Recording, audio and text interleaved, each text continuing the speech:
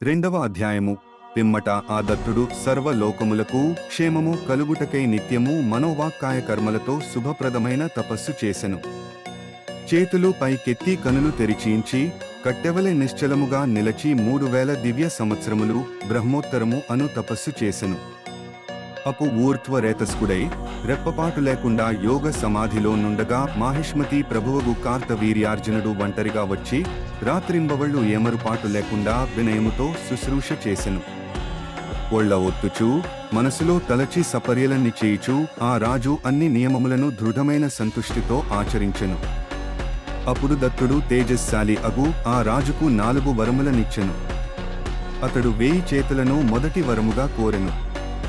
అధర్మమున కాలు పెట్టినచో సత్పురుషులు తన్ను నివారించవలెను.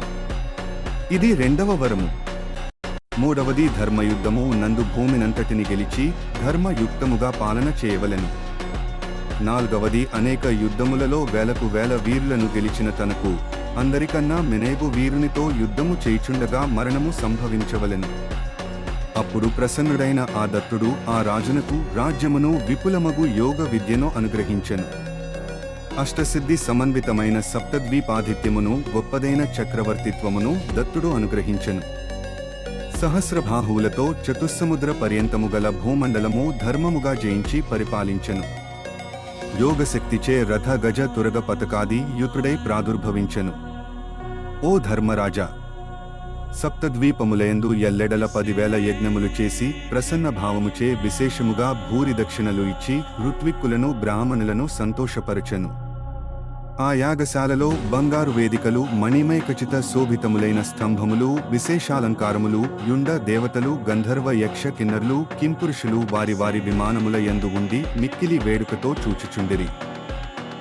ఆ రాజసింహుని చరిత్రను మహిమను చూసే నారదుడును ఒకానొక గంధర్వుడు ఒక యజ్ఞమున ఇట్లు గానము చేసెను.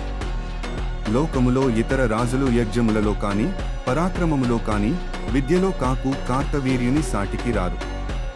అతడు కత్తి పట్టి చేతికి చర్మము తగల్చుకుని ధనస్సు తాల్చి యోగ విద్యచే ఆకాశమున గ్రద్ద వలె సంచరించుచు సప్తద్వీపములందును అందరకు అల్లంత దూరమున కనిపించుచుండెను. అతని రాజమున వస్తువులు పోవుటలేదు, దుఃఖము లేదు, శ్రమ లేదు. అట్లా రాజు మహిమాన్వితుడై ప్రజలను ధర్మ మార్గమున 40,000 సంవత్సరములు పరిపాలించెను. సముద్రము వరకు గల భూమికంతకు అతడే చక్రవర్తి అయ్యెను. అతడే పశుపాలుడు క్షేత్రపాలుడు అయ్యెను. స్వయముగా వానలు కురిపించుటచే అతడే మేఘుడయ్యెను. యోగ విద్యచే వచ్చిన 1000 బాహువులతో అతడు సముద్రమున ప్రవేశించి క్రీడించుచుండగా 1000 కిరణముల సూర్యుని వలె ప్రకాశించుచుండెను.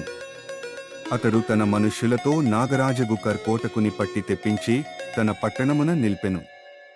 ఒకప్పుడు వర్షాకాలమున సముద్ర పత్నేగు నర్మదలో క్రీడించుచూ మదోన్మతుడై చేతులతో అడ్డగించి ఆ నది వెనుకకు ప్రవహించునట్లు చేసెను. అప్పుడు నీటి ఒరిపిడిచే విలాసముగా నడుచుచున్న ఆ నదిని అతడు లాలించుచూ క్రీడించుచున్నట్లుండెను. నర్మదయు అలల మధ్యలోని సుడిగుండములే కనుబొమ్మల మధ్య ముడిపడిన భృకుటి వలె కనిపించగా భయపడుచూ వెళ్ళినట్లుండెను. అతడు 1000 చేతులతో సముద్రమును అల్లకల్లోలము చేయగా పాతాళ మందలి రాక్షసులు చేష్టలుడిగి అణిగ్పడియుండిరి. చేతులతో సముద్రమును కల్లోలపెట్టగా ఆ మహాతరంగములకు తిమింగలములు మున్నగు పెద్ద పెద్ద జలజంతువులు నశించుచుండెడివి. అతడు రావణుని లొంగదీసి మాహిష్మతి నగరమున బంధించెను.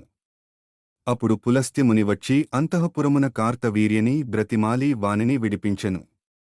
కాని ఆ రావణుడు ఆయన చెప్పినబ్దులు వినక ఆయననే అవమానించెను.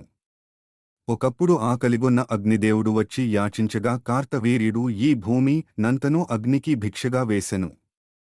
ఓ ధర్మరాజా, యోగాచార్యుడగు అనఘాస్వామి అనుగ్రహము వల్లనే కార్తవీర్యార్జునుడు ఇంతటి వాడయ్యెను.